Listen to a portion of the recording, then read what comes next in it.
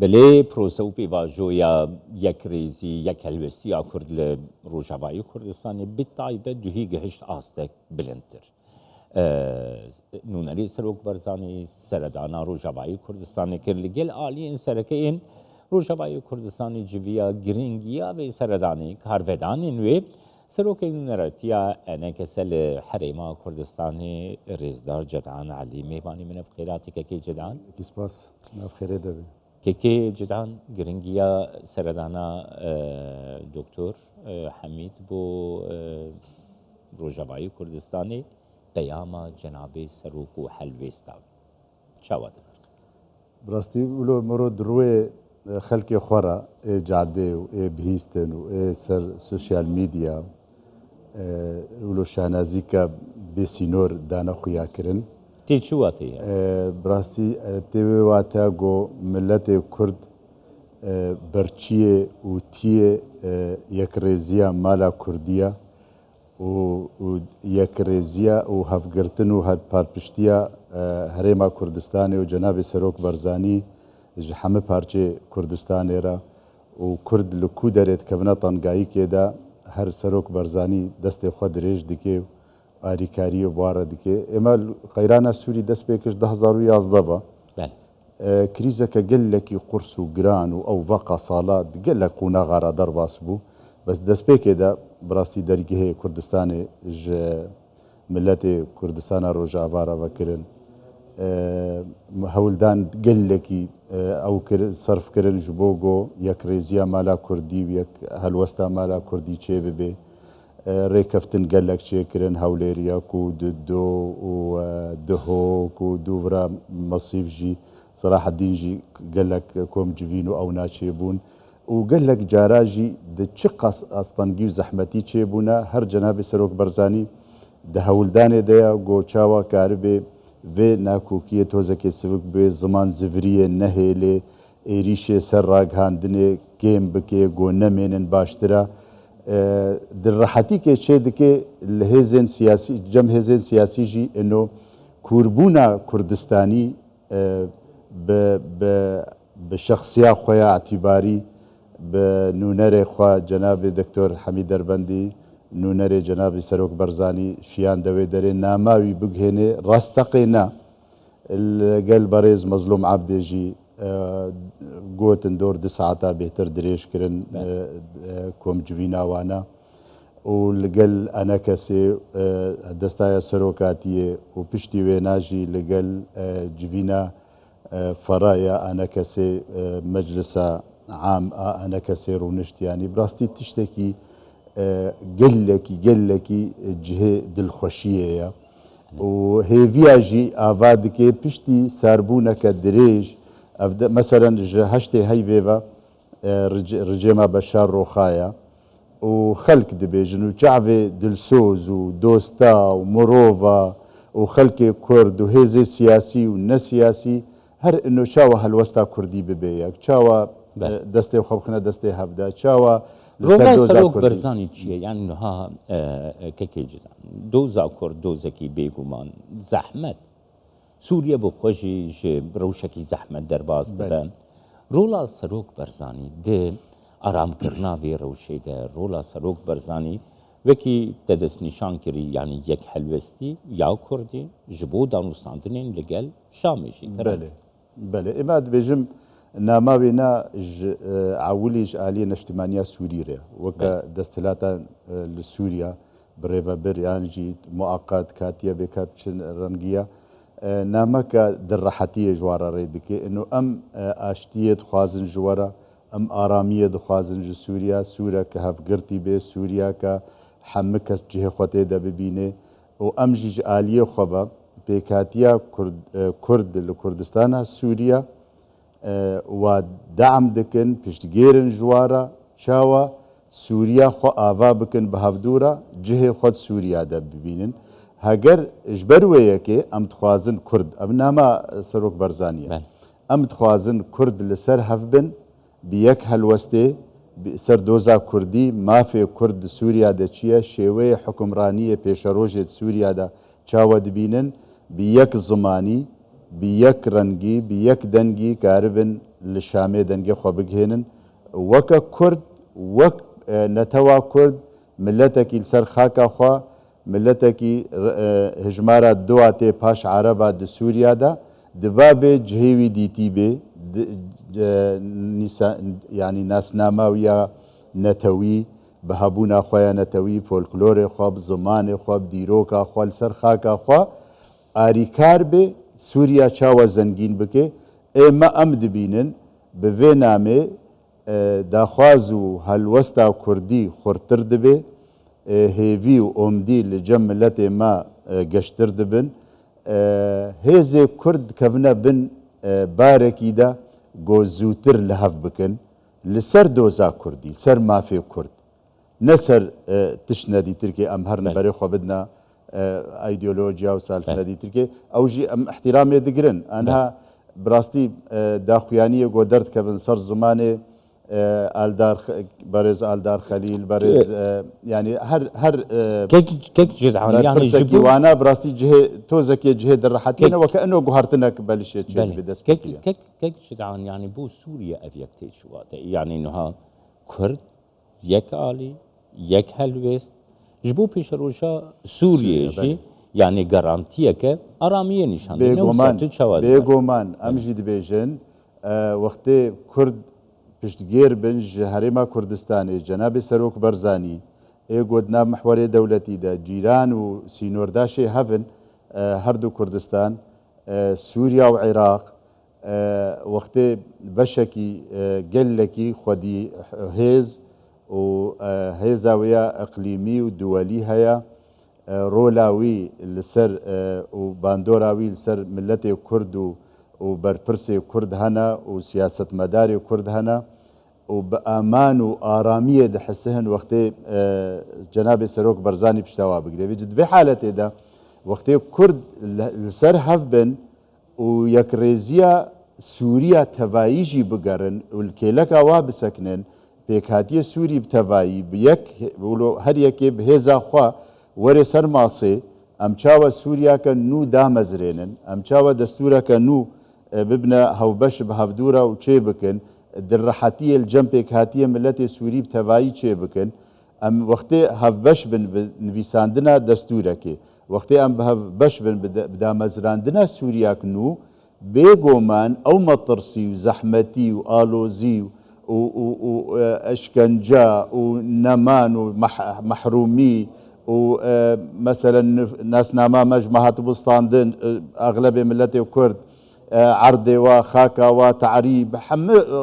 مراسيم وقرارات اونا عنصري وشوفيني در حق ملتي كرد هاد بوستاندن انا وقتي ببنا هفبشت شيكرنا دا مزراندنا سوريا كنو اما جوا مطرسيه ملتي خوشي خلاص بكن وبيغومان دفي قربو ببن دفي افكسيغو ازيت جهايوانا لغور دستلاتات بري وقوانين ومراسيم تشوت وخراب در حق هر بيك هاتي كي سوريا دب تايبتي اما ام بحثا ملتي كردكن دفي هر كسي ازيت جهايدا قربو ببي تعويض ببي وصراست ببي وفقري خو ببيني خداني سوريا كردكي خداني سوريا كردكي كردستان سوريا وسوريا حسبك بيبحثي انه شريكه دامزراندنا كفري عول سوريان بله كيكي جيران دوزاني دهي يعني قلق بالا من شان سوسيال ميديا ده ددان استاندن عنده يعني مروفا تلفوني هفدود كرم بعصا دس پیشخاريا جناب سروک برزاني تكر يعني سوسيال ميديا ده گرمبونه قلق سيده يعني وكا مروف بيت حساق وقهشتيا آستكي كو یک ریزی نزیک بو گاواگو جناب سروک برزانی دست پیش خری کرد. بيغومان روشا الشرق الاوسط تفايدا لتركيا جي بروجيك هيا بله لسوريا وقت جناب سروك برزاني د قوناغ تالي دا ام ساربونه دا ما نكاري بو من هفدو رونن ان او بكن هين درفت شي نبو بو جاري هر يكي مالا خدا خو آسيد كي انه از خداني في بروجي ما از خداني في بروجي ما وكي ناف بريا مدى بكي تفيقو هيزين ناف دولتي امريكان وفرنسي واتحاد اوروبي بتفاي دعم وپالپشتیە و پشتگیریە ملەتی و کورد و ئەوژی گەلێکی دخوازن گۆ یەک ڕێزیە مەلا کوردی بیەک هەلوەست و بیەک شاند و هەرنە شامێش بۆ کاربن وی وەختی ئەو بکەن ئێمە ئەم بێژن پشتگرتنە جەنابێ سەرۆک بەرزانی ji Kurdê Kurdistanê Sûriya ve bi rastî hêzekê ehsasekî peyda dike li cem xelkê ino ev millet nêzîkî qunaxa talî got mafê xwe bi destê xwe vebêne. Ji ber vê yekê em mecbûrin bi zimanekî gelekî aram bi zimanekî gelekî şêrîn û nêzîkî astangiya û zehmetiya tevî got mêranî divê em nêzik bibin. Em şirove bikin û zelal bikin ji hevdûre çi gav çi xal xêra milletê Kurd û dixezenca milletê Kurdî de bercewendiyê milletê Kurd pêk têk tên em ser wa gava bi hevdûra danûstandinê bikin dest pêşxerî bê an jî nama erênî bê an jî ji bo manewiyata bilind bike an ji bo ecwa û jingeke xweşik peyda bike bi rastî ez naveroka wê bêjme te filan xale û filan xale nizanim bes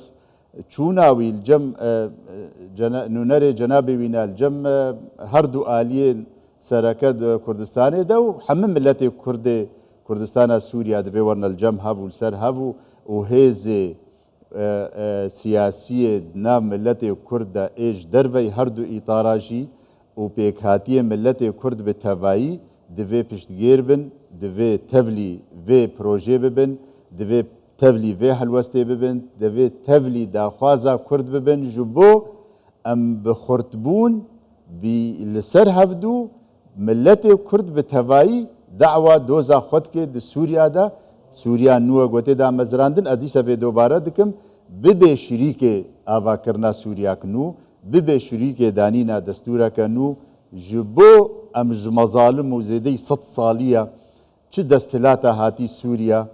mafê Kurdê Sûrî nas nekirine nasnama wî winda kirine em ji wê qunaxê xilas bibin qunaxeke nû dest pê bikin mübareka cenabê Serok Barzanî bi destê wî ye pîroz bi gotinê wî ye pîroz hişmenda wî ye netewiya dîrokê de bi rastî cihê serxweşiyê cihê serbilindiyê cihê serkeftinê bêguman em hemû bi vî rengî derbas Kekê cidan niha herdem di doza cenabê Serok Barzanî de jî hatiye ziman ku di berjewendiyê neteweyî de kesekî û zerarê bibînîne. Her alî qezencê dike mümkün e du gava tu pêş de bike yek gavek paja biçe lê berjewendiya neteweyî armanc û stratejiya doza Kurdî bê. Daxwaza wî ya sereka ya cenabê Serok Barzanî ji Kurdê her parçeyê Kurdistanê û li cem xwe jî vê hewldanê berdewam dikin ino çawa em karibin li ser bercewendiyê milletê Kurd got em di wir de nakûk jî bin gelekî kêşenîne wek te kerem kirî gavek li pêş li paş tozeke raya me neb temamî bi cî dibe lê bercewendiyê milletê Kurd ermanca me bê meya sereket vê ew bê heger ji bo em bosala xwe winda nekin yani kekê cidan yani te dest nîşan kir yani mümkün e ku welatek bêgû rastiya xwe bizanibê yani meselêdan behsa Sûriye dikin yani Sûriye bêgû rastiya Kurd rastiya Dürziyan rastiya pêkhateyên olî li Sûriyeyê ku Sûriye mozayîkekî berfereh e li rojhilatan avîn jî û ew bi xwe jî gelek reng e yani bê naskirina vê yekê Sûriyeke nû mümkün e ava bibe kerem ebed ji ber got ezmûn heye her desthilata hatî ser Sûriya her alî tehfdaye bi aliyê îdeolojiya xwe de û fikrê xwe de talî giha bû aliyê erûbî û malbatî û şexsî bûbû û pêkhatiyê milletê Sûrî yani dibêje mehrûm kiribûn ji mafê wî ne ticara nasnama wana nehatibû pêşkêş nebûbû wana negotibû kerem kin hûn jî xudanê Sûriya ne em çawa bi hevdûra mesela hege tiştek şaşîtî çêbû bê em çawa serrast bikin û ew bikin aniha divê Sûriya piştî 13-14 sala ji qîraneke rojane xûn dirjiha rojane وێران کردن و گرتن هەبوو کوشتن هەبوو ونداکردن هەبوو حتانی نهاتت بینێ زێدەی 112 هزار کەس وندانە کەس نزانێ خەڵکێ وال وات گەڕن نزان ئاسارێ وال کودەرێنە دەوێت ئەم بەهشمەندیکە نو سووری بتەڤایی لە هەف vەگەڕن چێ نابێ ئالیک تەنێ استحوازێ بکێ دەستهلاتێ و بێژێ وەڵام بزۆرێ ئانیە ئان بخونێ ئانیە ئانژی شۆڕەشوانیا خوا شێڕژگێریا خوا ئانیە مافێ کەسی تێدەنینە لە کێلەکامە ئەم سووریە ئازێ بتەنێ لە گۆر هشمەندیا خۆ برنگێ خۆ ئەv هیچ سووری بتەڤایی قبول ناکەن دەبێ هەر کەس جێ خۆت سووریا دەببینێ li gor ezmûna guam têra derbas bûne we illa Sûriya rehetiyê nabîne Sûrî rehetiya xwe nabînin wê bimênin di nakûkiyê û gelek dewlet li ber çavê me hene li ber çavê Sûriya hene divê em gelekî şiyar bin li vêna ti cara bera quweta te an hineka tê vedayî an di eskerê te ji ê yekî zêdetirin tu bêjî ez ê wîna perçiqênim wî tu nebikim Sûriya istiqrar nabe illa hemû Sûrî hemû pêk hatî بنأثنية خب قومية خب دينداري خب رنجي خب كل بحمد تشتي خو دفيتي دا بشدار ببن وحمد خو ببين خداني سوريا دفي قونا غانو دا وإلا سوريا استقرار نابي يا جارة سريا تالي اگو دلي حمد كثير حدك افا تبين سوريا حمد كثير نشتتني ريابد سپاس بوتك كي جدعان علي سروكن ريتيا انا كسل حريمة كردستان ممنون لك سپاس